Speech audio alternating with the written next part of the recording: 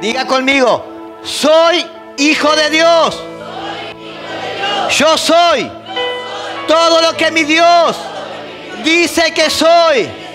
Yo puedo hacer todo lo que mi Dios dice que puedo hacer. Y en esta hora yo dispongo mi mente y mi corazón para recibir la semilla de la palabra que será sembrada en mí y que dará su fruto al 30, al 60 y al 100 por uno. Lo creo. Amén y amén. Aleluya. Gloria al Señor. Tomen asiento. Gloria al Señor. Yo no sé si está saliendo. Gloria al Señor. Estamos bien, ¿verdad? Todos escuchan bien, ¿verdad? Gloria al Señor. Muy bien, amados. Estamos, yo no sé si ustedes pueden percibir en el espíritu lo que estamos viviendo. Quiero decirte que estamos viviendo tiempos verdaderamente oscuros. Estamos viviendo tiempos de tiniebla. Y como decía hace un rato, estamos viviendo las últimas horas quizás antes del rapto de la iglesia. Y es sobre eso que quiero hablar hoy, porque a veces perdemos nuestra percepción de cuál es nuestro destino final. Y eso a veces nos quita un poco el ánimo, ¿verdad? Nos quita la perspectiva de lo que somos en Cristo Jesús y qué es lo que debemos esperar como creyentes, como cristianos. Amén. Entonces, hoy quiero hablarte sobre el rapto de la iglesia. Y amado, quiero pedirte que prestes atención. Quiero pedirte que estés continuamente atento al mensaje, porque voy a hablar, este mensaje lo voy a hacer en 3 partes, y necesito que usted pueda comprender cada una de ellas para que usted pueda entender dónde está verdaderamente parada la iglesia o qué es lo que nos corresponde a nosotros como hijos de Dios. ¿Y por qué digo necesitamos estar atentos? Porque a lo largo de los años el cristianismo ha desarrollado doctrinas diferentes con respecto al rapto. A lo largo de los años hemos escuchado tantas cosas que es y que no es, que va a acontecer y que no va a acontecer, en qué tiempo vendrá, ¿verdad? Pero hoy más que nunca necesitamos, amados, tener bien en claro esta enseñanza y qué es lo que dice la palabra de Dios con respecto al rapto de la iglesia. El sábado pasado, si no me equivoco, este pasado fue anterior, Israel sufrió un ataque. ¿Tenemos agua por ahí? Israel sufrió un ataque. ¿Cuántos conocían esto, no? Por parte de Hamás, miles de personas muertas, otras secuestradas, otras personas violadas, niños que eran asesinados delante de sus padres, padres que eran asesinados delante de sus hijos. Pero no solo eso acontecía, sino que allí, kilómetros de distancia, pero en el mismo continente, en ese mismo tiempo estaba aconteciendo un terremoto, un sismo, que se cobraba la vida de más de 2000 personas. Y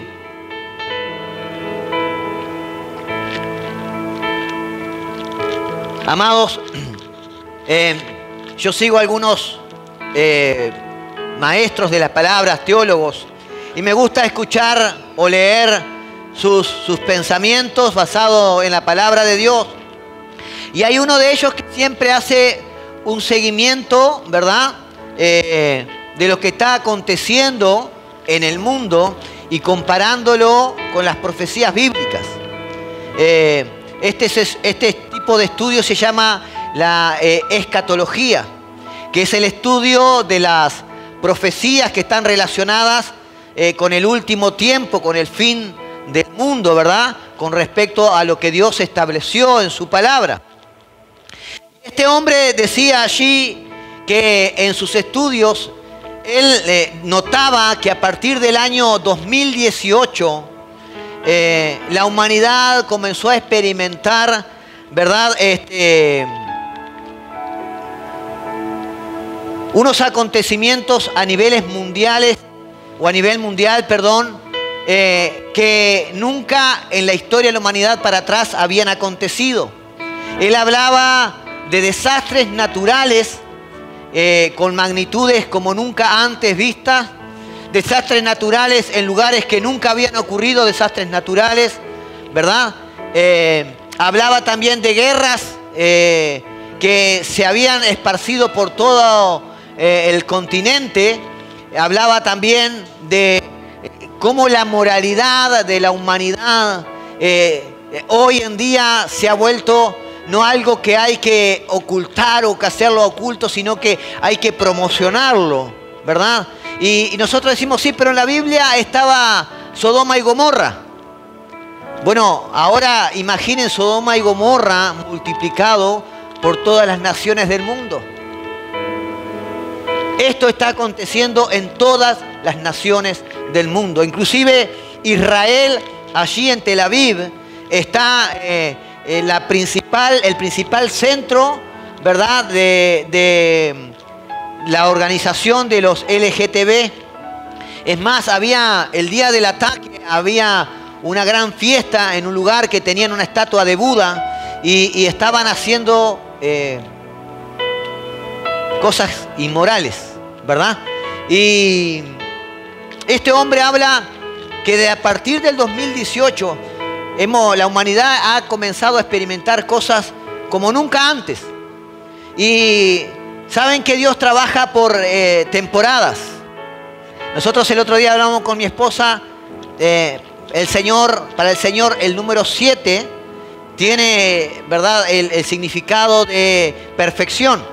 En 7 días Él creó los cielos y la tierra, ¿verdad? Y cada 7 años acontecen ciertas cosas. Nosotros nos dábamos cuenta como familia que al 7º año de estar aquí en Paraguay, nuestra vida comenzó a tener un antes y un después. En el área de nuestra relación hubo una madurez diferente. En el área económica hubo una prosperidad de parte de Dios, ¿verdad? Y todo el mover de Dios, ¿verdad?, es por temporadas. El mismo sabio Salomón dice que todo bajo este cielo tiene su tiempo, ¿verdad? Tiempo de reír, tiempo de llorar, tiempo de sembrar y de cosechar. Pero este escatólogo resaltaba, ¿verdad?, la necesidad de que la iglesia debe volver a hablar de la doctrina del rapto. La iglesia no debe ser desconocedora de lo que la palabra de Dios nos dice con respecto a lo que va a acontecer en los últimos tiempos. Hemos hablado aquí que la Biblia habla del río Éufrates que se va a secar. ¿Y cuántos saben que el río Éufrates se está secando?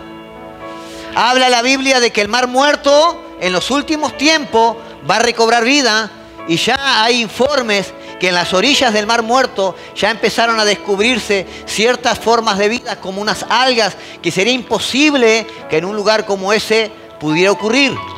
Y cosas como esta, ¿verdad?, son las que van o nos dan una percepción del tiempo en el que estamos.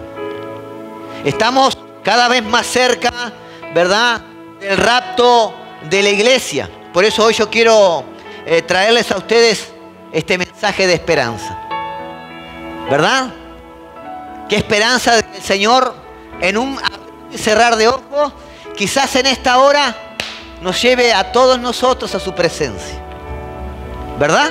Y esto es lo que vamos a estudiar hoy. ¿Qué es lo que dice la palabra de Dios con respecto a esto? Sé que muchos de ustedes tienen conocimiento del rapto, pero también soy consciente que así como yo tenía conocimiento o había escuchado acerca del rapto, nunca lo habíamos tocado a un nivel tan profundo como lo quiero tocar en esta noche, porque quiero en esta noche traerte una luz, ¿verdad? Para que tú puedas ser guiados en los caminos de Dios y tener entendimiento claro de lo que la palabra de Dios nos quiere decir. Amados, entendiendo que el rapto de la iglesia se trata, ¿verdad? Que nosotros, usted es la iglesia, yo soy la iglesia, no estas paredes. El cuerpo de Cristo, ¿verdad? Es la unión de todos los creyentes que aceptaron a Jesucristo como su Señor y Salvador, que fueron sellados por el Espíritu Santo de Dios para salvación y vida eterna, y nadie más los arrebatará de su mano, dice la palabra, ¿verdad? Entendiendo esto, esos son los que van a participar del rapto. Y saben que algunos confunden el rapto con la segunda venida de Cristo. Es más, algunas corrientes teológicas dicen que el rapto es una mala interpretación de la palabra de Dios, que solamente va a existir la segunda venida de Cristo. Dicen que la iglesia, y esto es todo lo que le estoy diciendo, yo hoy le voy a mostrar en la palabra de Dios cuál es la verdad con respecto a esto. Algunas corrientes filosóficas del cristianismo dicen que la iglesia va a transitar por el tiempo de la tribulación. Otras dicen que no, que vamos a ser arrebatados antes. Y hoy yo quiero que podamos entender y comprender lo que la palabra de Dios nos dice con respecto a esto. Lo primero que tienes que entender, y lo cual yo te voy a expresar con la palabra de Dios, es que la segunda venida de Cristo tiene dos fases. La segunda venida de Cristo tiene dos fases. En la primera fase, Cristo levanta su iglesia. Luego de eso va a transcurrir los años de tribulación y Cristo viene por su pueblo Israel. En la primera fase, Cristo no va a ser visto. Él va a estar en las nubes y nosotros vamos a ascender hacia Él. En la segunda fase, nosotros vamos a venir con Él. Amén. Te invito a abrir tu Biblia allí en Mateo capítulo 24 y quiero aclarar este pasaje bíblico que por mucho tiempo ha sido mal interpretado por muchos creyentes. Mateo 24 capítulo 1. Vamos a empezar por la raíz. Dice allí la palabra del Señor: cuando Jesús salió del templo y se iba, se acercaron sus discípulos para mostrarle los edificios del templo. Respondiendo él les dijo: ¿veis todo esto? De cierto os digo que no quedará aquí piedra sobre piedra que no sea derribada. Y muchos en la iglesia piensan que esta parte de lo que Dios está profetizando aún no se cumplió. Pero realmente esto se cumplió. En el año 70 después de Cristo, ¿verdad? Hubo una revuelta en el año 64. Los judíos logran sacar a los romanos de Jerusalén. Pero en el año 70 viene un ejército mayor de los romanos, sitian la ciudad, ¿verdad? Y allí comienzan durante ese tiempo, ¿verdad? Les impiden recibir alimentos y terminan venciendo, ¿verdad?, a los rebeldes judíos que se habían levantado contra el imperio romano. Quien estaba a cargo era Tito, quien en un futuro, ¿verdad?, no muy lejano de ese tiempo, sería el nuevo emperador. En ese año 70, Jerusalén y el templo fueron destruidos y no quedó piedra sobre piedra. Entonces, esta profecía, que algunos están esperando que el templo se construya para que sea destruido, es interpretado por algunas corrientes de la iglesia como que todavía no aconteció. pero la realidad es que aconteció. Versículo 3 del mismo capítulo. Y estando él sentado en el monte de los olivos, los discípulos se le acercaron aparte diciendo: dinos, ¿cuándo serán estas cosas? ¿Y qué señales habrá de tu venida y del fin de los siglos? Aquí vemos a sus discípulos haciéndole 3 preguntas al Señor.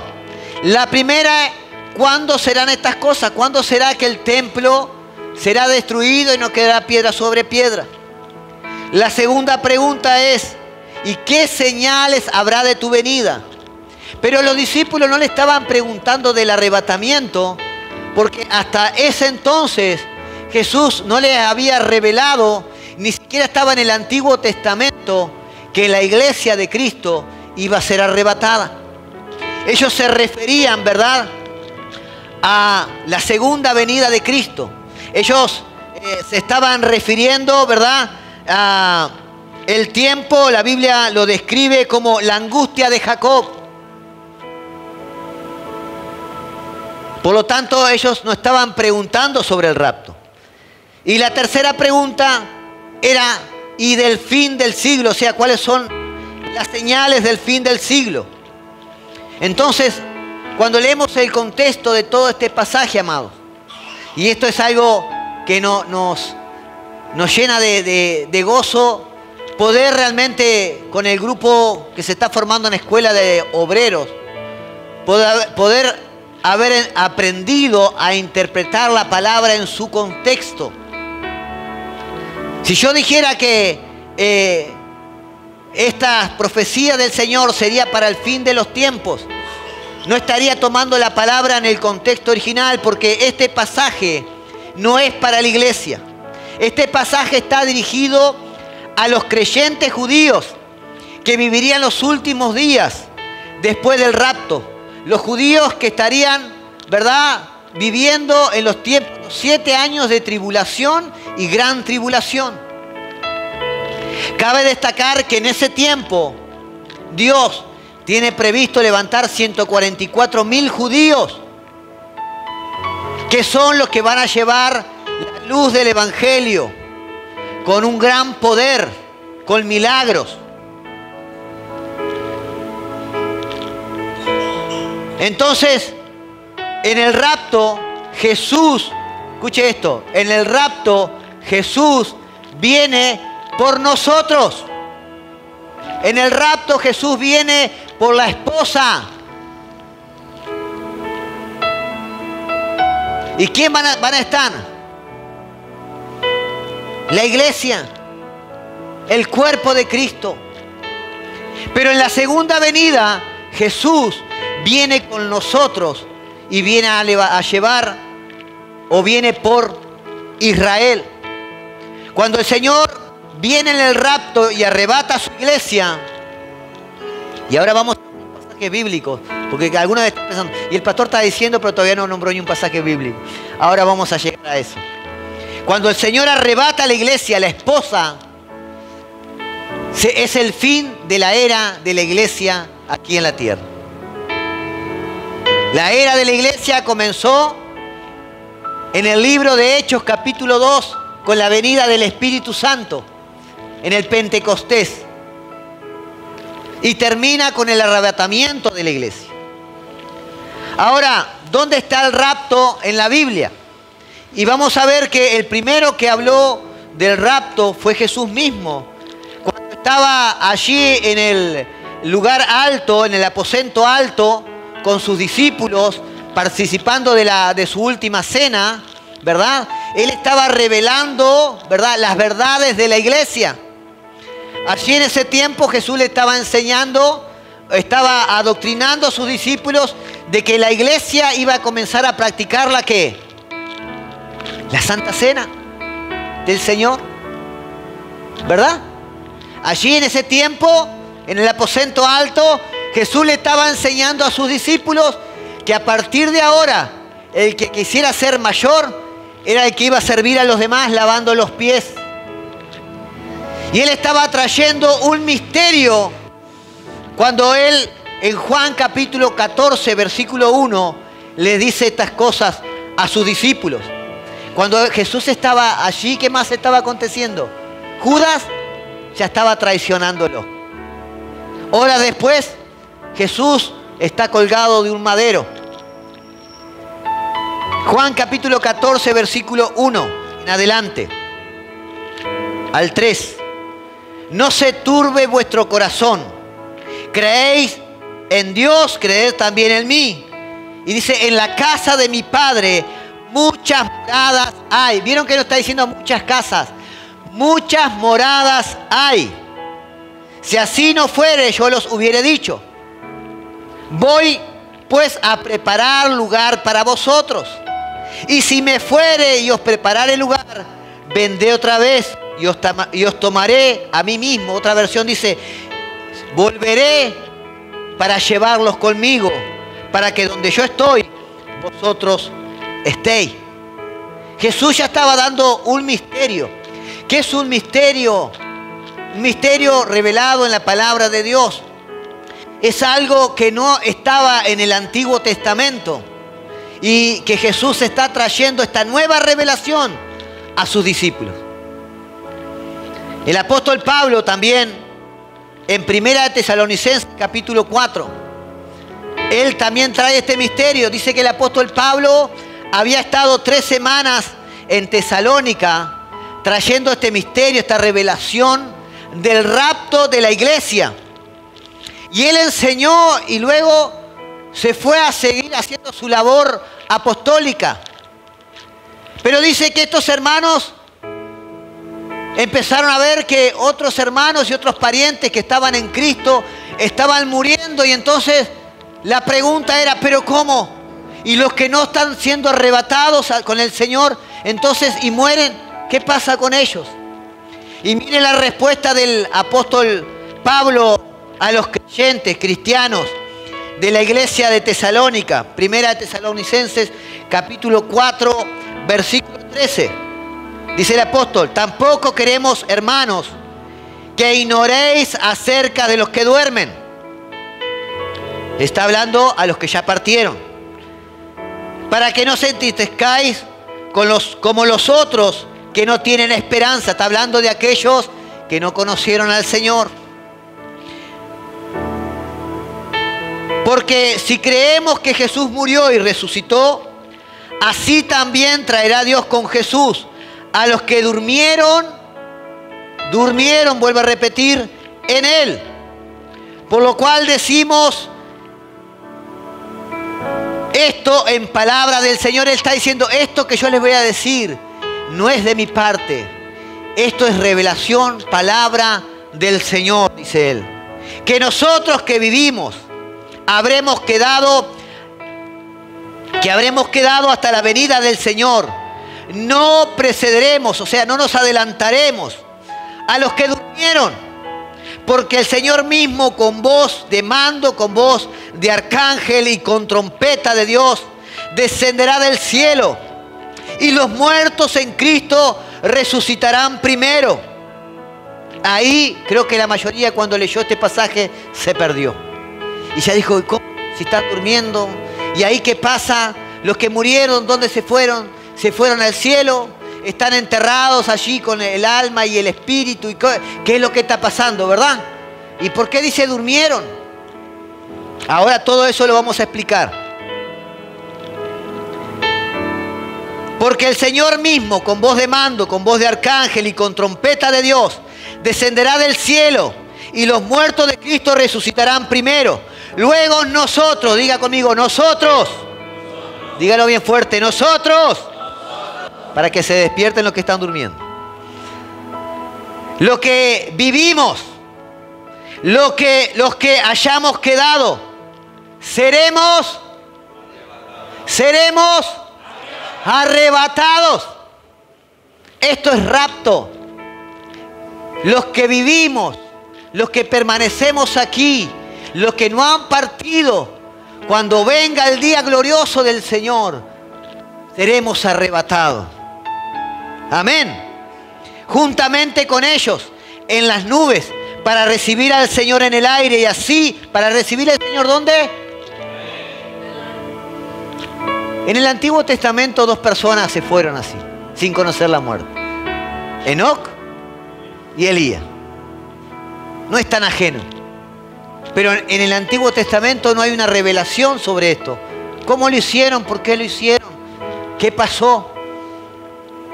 Ahora, uno de ellos lo vemos en el Nuevo Testamento. ¿A quién? Elías.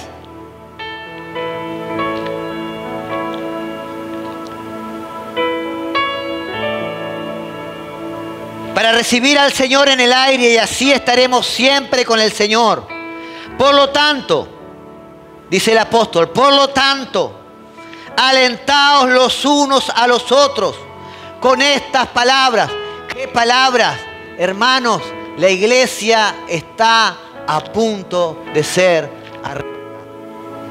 Nosotros estamos a punto de experimentar el arrebatamiento, de ser llevados con Cristo a las nubes, de ser transformados. Ahora, los que duermen, y acá quiero explicar esto, y necesito que preste atención. La palabra dormir en la Biblia no implica una cesación de existencia. No implica que dejó de existir. La palabra dormir en la Biblia implica también, en el contexto, que se diga separación.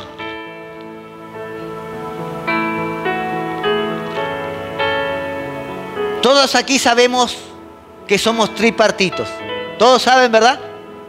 Levante la mano si alguien no sabe que somos tripartitos. Estamos en un envase, un cuerpo, ¿verdad? Que tiene un alma, donde están sus emociones, donde está su voluntad, donde está su intelecto. Y también hay un espíritu, ¿verdad? Ahora, ¿qué pasa con el creyente cuando muere? ¿Ese alma y ese espíritu y ese cuerpo van junto a la tumba? ¿Qué dice la palabra de Dios con respecto a esto? Algunos dicen que el alma y el espíritu quedan en una situación de adormecimiento, como que están esperando. Y que nuestro intelecto, nuestra voluntad y todo queda como cesado, queda como ahí, como adormecido. Pero queda ahí. ¿Qué dice la palabra de Dios? Génesis capítulo 35, versículo 18.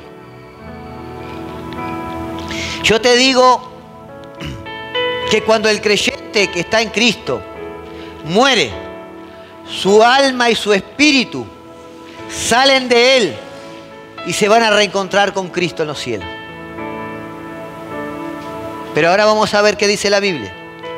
Génesis capítulo 35, versículo 18.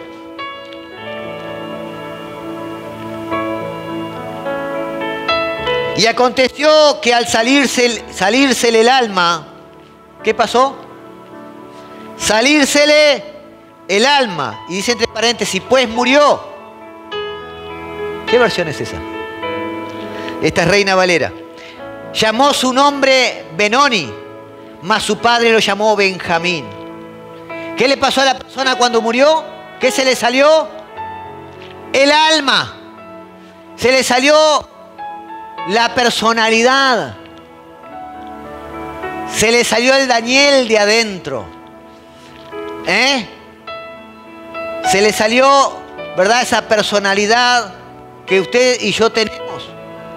Eso no va a cesar, no se va a adormecer. Va a ir al cielo junto con su espíritu. Versículo 29 del mismo capítulo. Versículo 29 del mismo capítulo. Y exhaló Isaac el espíritu y murió. Y fue recogido a su pueblo. ¿Sale el espíritu y el alma de la persona cuando muere? Lo dice la palabra. ¿Y dónde va? ¿Cómo, pastor, usted no está diciendo que va a ir al cielo? Apocalipsis capítulo 6. Ahora vamos a ver cómo ese alma va a estar en el cielo. ¿El espíritu qué es?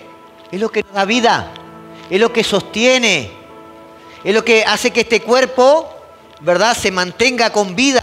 Porque el espíritu que tenemos es el soplo de vida que Dios nos dio. Ese espíritu junto con tu alma, tus emociones, tu capacidad de pensar, todos tus recuerdos, todos tus pensamientos ascienden al cielo. Apocalipsis capítulo 6, versículo 9. Cuando abrió el quinto sello, escuche esto, vi bajo del altar las almas de los que habían sido muertos por causa de la palabra de Dios y por el testimonio que tenían. ¿Dónde estaban las almas? Está hablando del cielo. Estaban en el cielo. ¿Pero qué dice que estaban haciendo esas almas? Versículo 10. Y clamaban a gran voz diciendo: ¿hasta cuándo, Señor santo y verdadero, no juzgarás y venga nuestra sangre de los que moran en la tierra? Entonces, ¿esas almas estaban dormidas o estaban reclamando, hablando con el Señor con una personalidad? Si estuvieran dormidas serían como los fantasmas de las películas, como el Gasparín ¿verdad?, que anda boyando. Entonces, tu alma y tu espíritu ascienden al cielo. Esto si mueres antes de partir, antes de que el Señor, ¿verdad?, nos arrebate o arrebata a la iglesia. Pero miren qué más dice versículo 11. Y se le dieron vestiduras blancas. ¿Por qué? Porque todavía no vamos a tener nuestro cuerpo glorificado.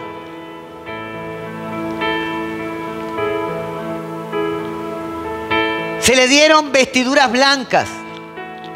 Entonces vamos a estar en un estado espiritual. El espíritu, amado, es la única forma que usted y yo tenemos para glorificar a Dios. El espíritu es la única forma por la cual nosotros podemos adorar, servir y conocer de Dios. Porque Dios es ¿qué? Es espíritu. Y todos los que le adoran, le deben adorar en espíritu y en verdad. Entonces, tu espíritu y alma van a estar allá arriba y te van a dar unas vestiduras blancas. ¿Dónde más vimos esta situación? Mateo capítulo 17. Jesús se va con Pedro, con Santiago y con Juan, ¿verdad? Y se fue con ellos a un monte alto. ¿Y qué pasó allí en Mateo capítulo 17? Jesús se transfiguró. Y dice que él tenía, su rostro brillaba y sus vestiduras eran vestiduras blancas luminosas. Y su ropa se volvió blanca como la luz. ¿Por qué? ¿Quién estaba con él allí? ¿Quién estaba? Moisés y Elías. Yo les pregunto, ¿en aquel tiempo había Facebook? ¿Había redes sociales? ¿Cómo Pedro y los otros apóstoles reconocieron que los que estaban ahí junto con Jesús, que sí le habían visto, que aquellos rostros correspondían a Moisés y a Elías? ¿No se han preguntado esto? ¿Cómo reconoció Pedro y los otros apóstoles? Miren, quien está hablando con Jesús es Moisés y Elías. A ver, así en el Nuevo Testamento hay una foto. A ver, en la página hay una foto de Moisés. ¿Creen que pudo haber pasado esto? Eso se llama percepción espiritual. Perdón, intuición espiritual. Jesús nos dio una muestra cuando se transfiguró. Y así vamos a estar nosotros hasta que recibamos nuestros cuerpos glorificados. Dice que los que durmieron primero van a subir antes que nosotros.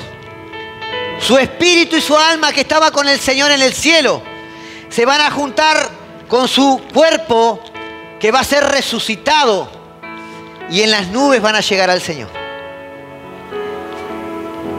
Y ahí está la pregunta a aquellos pastor, ¿y si podemos incinerarnos? Si Jesús dice que Él va a resucitar del polvo, cuando uno va y es enterrado en la tierra, ¿qué es lo que queda? Si una persona es incinerada, ¿qué es lo que queda? ¿Creen que en eso habrá alguna dificultad? Me faltaron algunas cenizas de Daniel, todavía me faltan algunas partes para armarlo. ¿Ustedes creen que Jesús puede tener ese problema? ¿Que Dios tiene ese problema? Usted va a estar allá arriba, si asciende hoy, antes del arrebatamiento, va a estar con un cuerpo espiritual y va a tener las percepciones de las que pasan aquí en la tierra. Usted va a ver lo que está pasando aquí en la tierra. Y Daniel va a ser Daniel, pero con su mente perfeccionada. Ya no va a vivir con mentiras en su mente, con engaños. Ya no va a haber en su mente, ¿verdad?, en su alma, el egoísmo, el orgullo, la altivez, porque va a ser perfeccionado, perfecto. Amén. Y con esto creo que la duda de los que duermen ha sido contestada, ¿verdad? Ahora, hay una gran contradicción, vuelvo a decirlo. Hay una corriente que dice que la iglesia va a pasar aquí el tiempo de tribulación. Es más, algunos dicen que ya estamos viviendo los tiempos de tribulación. Cuando la Biblia dice que la ira, el día de la ira del Señor será insoportable. Será insoportable. No, pero miren que ya estamos viendo guerras y rumores de guerra. Escuche, la humanidad, yo que estudié la parte de las guerras, se habla que la humanidad solo se cree, ni siquiera se está seguro, que unos 20 años aproximadamente en la humanidad no hubo un conflicto bélico. Siempre en la humanidad ha habido guerra, pero no con las dimensiones de lo que estamos experimentando hoy en día. Guerras en las que todos nosotros estamos atentos, porque alguien hoy apretando un botoncito puede destruir ciudades enteras. Puede llegar a destruir con un botoncito un país completo. Y todavía el residuo de lo que destruya se va a correr a otros países, como daban la explicación el otro día de lo que iba a acontecer si Rusia tiraba bombas atómicas a Estados Unidos. Dice que en cuestión de 4 o 6 meses Latinoamérica va a recibir todo, ¿verdad?, ese desecho que va a venir en el aire, toda esa contaminación, trayendo enfermedades y destrucción.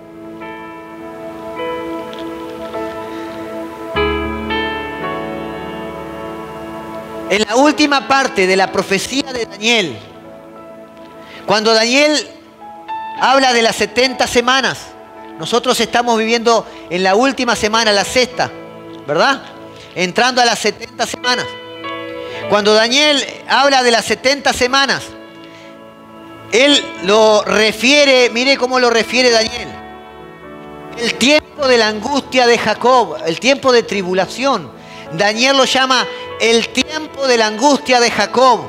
También lo llama el día de la ira de Dios, o el día del Señor, o el día de la gran tribulación. Así lo llama Daniel, quien profetizó esto. Primera de Tesalonicenses, capítulo 1, versículo 9. ¿Cómo vamos a rebatir lo que dicen algunos que nosotros vamos a estar en parte de la tribulación? Primera de Tesalonicenses, capítulo 1, versículo 9. Amados, usted puede llevarse este mensaje bien claro hoy. Usted podrá enseñar a alguien más, a aquellos que están en duda, que todavía nos queda la esperanza de que la iglesia va a ser arrebatada, de que Cristo vendrá en las nubes y que nosotros todavía no vamos a participar de la tribulación. Primera Tesalonicenses capítulo 1 versículo 9. Porque ellos mismos cuentan de nosotros la manera en que nos recibisteis, y cómo os convertisteis de los ídolos a Dios, para servir al Dios vivo y verdadero, y esperar de los cielos a su Hijo, al cual resucitó de los muertos, a Jesús. Y escuche esto, ¿quién los librará? Ahí dice del castigo venidero. La versión Reina Valera 1960 dice, de la ira venidera. Así como lo estaba llamando, ¿verdad?, el profeta Daniel al tiempo de tribulación. ¿Qué está diciendo aquí? Ustedes que conocieron a Dios y le aceptaron y dejaron esos dioses y ahora sirven a un Dios vivo, ustedes tienen la esperanza. Jesús los va a librar de la tribulación, de la ira verdadera. Y esto es palabra para los creyentes. Aquí le estaba hablando a creyentes que eran salvos. Porque también hay creyentes que son profesantes. Creyentes que dicen ser salvos. Creyentes que dicen amar a Dios. Creyentes que dicen haberse arrepentido. Y que lo tomaron o que lo aceptaron como su Señor y Salvador. ¿Y saben lo que dice la Biblia? ¿Qué le va a decir, Señor? Apartaos de mí, hacedores de maldad. Nunca les he conocido. Nunca les he conocido. O sea, nunca realmente fueron salvos. Nunca realmente se arrepintieron. Nunca le aceptaron como su Señor y Salvador. Quizás hicieron una proclama. Quizás abrieron su boca para decir algo, pero su corazón estaba lejos de Dios. Primera de Tesalonicenses capítulo 5, versículo 9. Otra afirmación de que nosotros no vamos a estar en la tribulación. Primera Tesalonicenses capítulo 5, versículo 9. Porque no nos ha puesto Dios para ira. ¿Para qué ira? El día de la ira del Señor, el tiempo de tribulación, sino para alcanzar salvación por medio de nuestro Señor Jesucristo, quien murió por nosotros, para que ya sea que velemos o que durmamos, vivamos juntamente con Él. Acá Pablo está diciendo, ya sea que velemos o que durmamos, está diciendo, bueno, yo sí acepté al Señor Jesucristo con mi corazón. Yo sí me arrepentí, pero he sido un vago espiritual. En mi vida no está habiendo frutos. Nunca me ocupé de servir a los intereses del reino. Pero acepté al Señor en fe. Está diciendo que esos también van a ser arrebatados. Obviamente que los que han escuchado el tribunal de Cristo saben que el tribunal de Cristo es para juzgar no condenación, no se juzga condenación, sino el tribunal de Cristo es para premiar a aquellos que no solo le recibieron como su Señor y Salvador, sino que le sirvieron, ¿verdad? Y ahí habla de las obras muertas y las obras vivas. Las obras que hiciste por amor a Dios o las obras que hiciste para vanagloriarte, porque te gustaba sentirte superior o sentirte, ¿verdad?, en un lugar de autoridad, o porque querías acallar tu conciencia. El Espíritu de Dios mira el corazón detrás de las acciones. Pablo se está dirigiendo a creyentes de la iglesia. Ellos han sido liberados de la condenación eterna. Si usted les recibió al Señor, ¿de qué ira me habla? ¿No hay condenación eterna? ¿O hay? Para los que están en Cristo Jesús, ¿qué dice? No hay condenación. Para los que están en Cristo Jesús, no hay condenación. Pero acá no se está refiriendo a la condenación por perder la salvación porque la verdadera salvación no se pierde. Está hablando de la ira que va a acontecer en el tiempo de tribulación. Está diciendo a ustedes que aceptaron al Señor como su Señor y Salvador, ustedes no van a experimentar la ira de Él en el tiempo de tribulación. Amén. Y quiero terminar esta afirmación de que nosotros vamos a experimentar un arrebatamiento y que este arrebatamiento es antes de la segunda venida de Cristo. ¿Saben? En el libro de Apocalipsis, el último libro de la Biblia, en el último capítulo, capítulo 22, yo quiero leer aquí para que usted vea cómo se presenta el Señor. Apocalipsis capítulo 22, versículo 16. Escuche esto. Acá dice, está hablando a la iglesia. Yo, Jesús, he enviado mi ángel para daros testimonio de estas cosas. ¿En dónde? En las iglesias. Está hablando a las iglesias. Yo soy la raíz y el linaje de David. Y mire cómo se presenta a la iglesia. Presta atención, cómo se presenta Jesús a la iglesia. La estrella resplandeciente de la mañana. Jesús, en el último libro de la Biblia, en el último capítulo, se presenta a la iglesia como la estrella de la mañana. Ahora, el mismo Jesús, en el último libro del Antiguo Testamento, ¿cuál es? ¿Cuál es el último libro? Malaquías. En el último capítulo, capítulo 4, versículo 2. Mire cómo se presenta Jesús a Israel. Malaquías capítulo 4, versículo 2. Mas vosotros, los que teméis mi nombre, nacerá, ¿qué dice? El sol de justicia, y en sus alas traerá salvación, y saldréis y saltaréis como becerro de la manada. Entonces Jesús, en el último libro del nuevo pacto, a la iglesia se presenta como la estrella de la mañana. Y en el último libro del antiguo pacto, a Israel se presenta como el sol. La pregunta es, como el sol naciente. La pregunta es, en un día normal, en un día como cualquier otro, ¿qué es lo que aparece primero? ¿La estrella de la mañana o el sol naciente?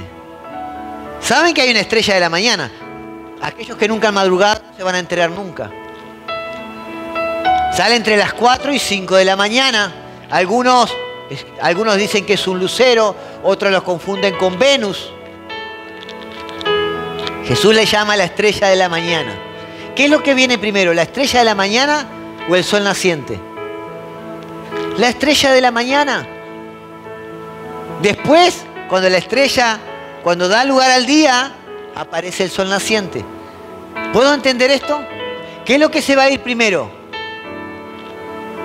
La iglesia. La iglesia. Después viene por Israel.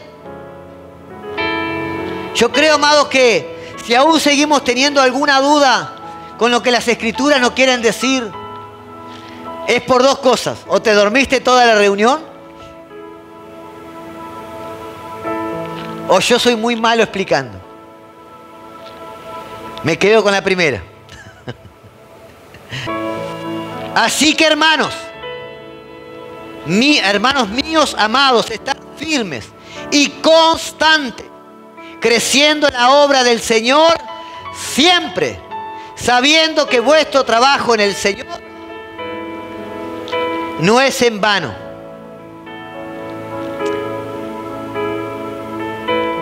Amén. Estad firme. Esta revelación del rapto de la iglesia que está a punto de acontecer, amado, nos tiene que traer una motivación a trabajar con más ahínco, en las cosas del reino. Aquellos cristianos que no han entendido esto, que no están enfocados con su mirada en las cosas de arriba, como dice la palabra, están más ocupados y preocupados con las cosas de abajo, es porque todavía están aferrados a esta tierra. Pero ¿por qué te aferras a algo que es pasajero? A un lugar donde tú no perteneces. El apóstol Pablo dijo, ustedes están en la tierra, pero no pertenecen a esta tierra. Su ciudadanía está en los cielos. Por lo tanto, amado, el entender que estamos a horas de ser arrebatados. Escuche esto, por favor. El entender que estoy a horas de ser arrebatado con Cristo. Y que cuando me presente en el tribunal de Cristo, voy a rendir cuentas por lo que hice. ¿De gracia recibiste? ¿Realmente diste de gracia? Voy a dar cuenta, y esa recompensa es para la eternidad. Porque allá vamos a recibir cuerpos glorificados. Y con esos cuerpos vamos a venir con Cristo en la segunda venida. Y vamos a reinar junto con Él. Y aquellos que entendieron esto, que hicieron tesoros en los cielos, van a ocupar lugares de autoridad. Y aquellos que no lo hicieron, se van a acordar. Pensar que tuve posibilidad y tiempo y no invertí en las riquezas del reino. Ponete de pie, iglesia. Escribe Juan allí al final de este capítulo 22. Perdón, al final, no, en el versículo 17. Escuche lo que dice Juan cuando estaba preso en la isla de Patmos. Él pone, y el espíritu y la esposa dicen ven, y los que oyen digan ven. Y el que tiene sed venga, y el que quiera tome del agua de vida gratuitamente. En el último capítulo del último libro del Nuevo Pacto, Jesús 4 veces dice voy pronto, voy pronto, voy pronto. ¿Qué está queriendo decir? Que estemos atentos, que estemos atentos, iglesia. Pasan los días, las semanas, desperdiciamos el tiempo. Aprovechando bien el tiempo porque los días son malos, dice la palabra. Con este mensaje yo quiero animarte, incitarte a que tomes en serio las cosas del reino de Dios. Que prediques a tiempo y fuera de tiempo. Que busques con todas tus fuerzas. Que te acerques a Él cada día más. Que procures por Él. Porque la Biblia dice que los que buscan, hallan. Que a los que llaman, se les abrirá. Y que los que buscan, también encuentran. Yo no sé, iglesia, cuál es tu postura hoy ante las cosas de Dios. Pero quiero decirte que ya no es tiempo de estar llevando un cristianismo a media, una vida de cristianismo apática a las cosas de Dios. Se está yendo una humanidad, familiares, seres queridos, a una eternidad sin Cristo. Y el Señor está esperando que nosotros, que somos luz, podamos acercarnos a ellos y atraerlos a su presencia. Si tú quieres hoy decir, Señor, yo quiero ser ese instrumento de gloria para que tú me uses, hoy es el momento. Iglesia, reaccionemos. Reaccionemos, porque puede ser que en horas o en días sea demasiado tarde. Levanta tus manos ahí donde estás. Vamos a hacer una oración. Padre, en el nombre de Jesús, estamos ante tu presencia y hemos recibido el mensaje de tu palabra. Señor, reconocemos que no hemos esperado con anhelo tu venida, pero hoy hemos escuchado tu palabra y hemos entendido que tu venida está tan cerca, que es inminente. Queremos pedirte que pongas en nosotros el querer como el hacer por tu buena voluntad. Que yo pueda ser un instrumento de honra para llevar luz en medio de las tinieblas. Diga conmigo: Padre, usa mi vida. Heme aquí. Yo me rindo a ti. Amén. Amén. Y amén. Dale un fuerte aplauso al Señor. Aleluya. Gloria al Señor.